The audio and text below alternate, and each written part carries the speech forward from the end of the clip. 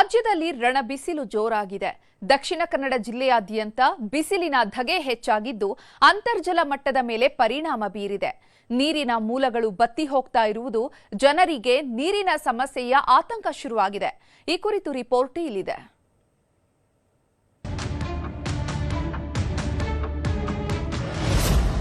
ದಕ್ಷಿಣ ಕನ್ನಡ ಜಿಲ್ಲೆಯಲ್ಲಿ ಬಿಸಿಲಿನ ತಾಪಮಾನ ಏರಿಕೆ, ಕುಸಿಯುತ್ತಿದೆ ಅಂತರ್ಜಲ ಮಟ್ಟ, ಜನರಿಗೆ ಆತಂಕ. ಕೆಂಡ ಕಾರುತ್ತಿರುವ ಸೂರ್ಯ, ಉರಿ ಬಿಸಿಲು, ತಾಪಮಾನ ಏರಿಕೆಯಿಂದ ಜನ ಕಂಗಾಲಾಗಿದ್ದಾರೆ. ದಕ್ಷಿಣ ಕನ್ನಡ ಜಿಲ್ಲೆಯಲ್ಲಿ ದಿನದಿಂದ ದಿನಕ್ಕೆ ಬಿಸಿಲಿನ ತಾಪಮಾನ ಏರಿಕೆಯಾಗ್ತಿದೆ. 35ರಿಂದ 36 ಡಿಗ್ರಿ ಸೆಲ್ಸಿಯಸ್ ತನಕ ಬಿಸಿಲಿನ ಕಾವು ಇದೆ.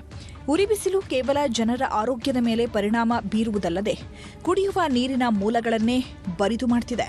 ಪುತ್ತೂರು, ಸುಳ್ಯ ಮತ್ತು ಬೆಳ್ತಂಗಡಿ ಭಾಗದಲ್ಲಿ ಅಂತರ್ಜಲ ಮಟ್ಟ ಕುಸಿತಾ ಇದೆ. ಪುತ್ತೂರಿನ ಹಲವು ಕಡೆಗಳಲ್ಲಿ ಬಾವಿಗಳು ಬತ್ತಿ ಹೋಗ್ತಿವೆ. ಈ ಬೆಳವಣಿಗೆ ಜನಸಾಮಾನ್ಯರ ಆತಂಕಕ್ಕೂ ಕಾರಣವಾಗಿದೆ.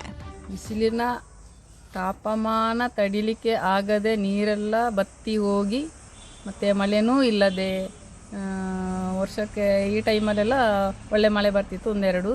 ಆದ ಕಾರಣ ಮಳೆ ಇಲ್ಲದೆ ನಮ್ಮ ತೋಟ ಎಲ್ಲ ಇಲ್ಲೆಲ್ಲ ಬತ್ತಿ ಹೋಗಿದೆ. ಕುಡಿಲಿಕ್ಕೂ ನೀರಿಲ್ಲ, ಮತ್ತು ಬಾವಿಯಲ್ಲೂ ನೀರಿಲ್ಲ. ರಾಜ್ಯ ಅಂತರ್ಜಲ ನಿರ್ದೇಶನಾಲಯ ಇತ್ತೀಚೆಗೆ ಅಂತರ್ಜಲ ಮಟ್ಟದ ಕುರಿತು ಸರ್ವೆ ಮಾಡಿತ್ತು.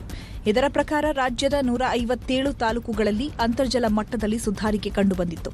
ಆದರೆ ಅತಿ ಹೆಚ್ಚು ಮಳೆ ಬರುವಂತಹ ಉಡುಪಿ ಮತ್ತು ದಕ್ಷಿಣ ಕನ್ನಡ ಜಿಲ್ಲೆಯಲ್ಲಿ ಮಾತ್ರ ಅಂತರ್ಜಲ ಮಟ್ಟ ಕುಸಿಯುತ್ತಿರುವ ಬಗ್ಗೆ ವರದಿ ಉಲ್ಲೇಖಿಸಿದೆ. ಕರಾವಳಿ ಭಾಗದಲ್ಲಿ ಹೆಚ್ಚುತ್ತಿರುವ ಬಿಸಿಲಿನ ತಾಪಮಾನ ಹಾಗೂ ಬೋರ್ವೆಲ್ಗಳ ಮೂಲಕ ಅಧಿಕ ನೀರು ಪೋಲು ಮಾಡುತ್ತಿರುವುದು ಅಂತರ್ಜಲ ಮಟ್ಟ ಕುಸಿಯಲು ಕಾರಣ ಎನ್ನಲಾಗಿದೆ. ಈಗಾಗಲೇ ಕೃಷಿಗೆ ನೀರಿನ ಸಮಸ್ಯೆ ಎದುರಾಗಿದೆ. ಇದೇ ರೀತಿ ಮುಂದುವರೆದರೆ ಕುಡಿಯುವ ನೀರಿಗೂ ಹಾಹಾಕಾರ ಉಂಟಾಗುವ ಲಕ್ಷಣ ಕಂಡುಬರ್ತಿದೆ. ನಮ್ಮಲ್ಲಿ ದಿನೇ ದಿನೇ ಬಿಸಿಲಿನ ಧಗೆ ಹೆಚ್ಚಾಗ್ತಾ ಇದೆ. ಈಗಾಗಲೇ ಮಧ್ಯಾಹ್ನದ ಹೊತ್ತು 30ರಿಂದ 40 ಡಿಗ್ರಿಯಷ್ಟು ಬಿಸಿಲಿನ ಧಗೆ ಕಂಡು ಬರ್ತಾ ಇದೆ. ಮಾತ್ರ ಅಲ್ಲ, ಇದರಿಂದಾಗಿ ನಮ್ಮಲ್ಲಿ ಅಂತರ್ಜಲ ಮಟ್ಟ ಕುಸಿತ ಕಂಡು ಬರ್ತಾ ಇದೆ. ಕೆರೆ ಬಾವಿಗಳು ಬತ್ತಿ ಹೋಗ್ತಾ ಇದೆ. ಕೃಷಿಕ ಚಟುವಟಿಕೆಗಳಿಗೂ ಕೂಡ ತೊಂದರೆ ಆಗ್ತಾ ಇದೆ.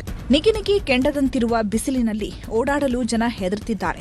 ತಮ್ಮ ಕೆಲಸ ಏನಿದ್ರೂ ಬೆಳಗ್ಗೆ ಮತ್ತು ಸಂಜೆ ಅನ್ನುವ ನಿಯಮವನ್ನು ಜಿಲ್ಲೆಯ ಜನ ಕೆಲವು ಕಡೆಗಳಲ್ಲಿ ಪಾಲಿಸಲಾರಂಭಿಸಿದ್ದಾರೆ.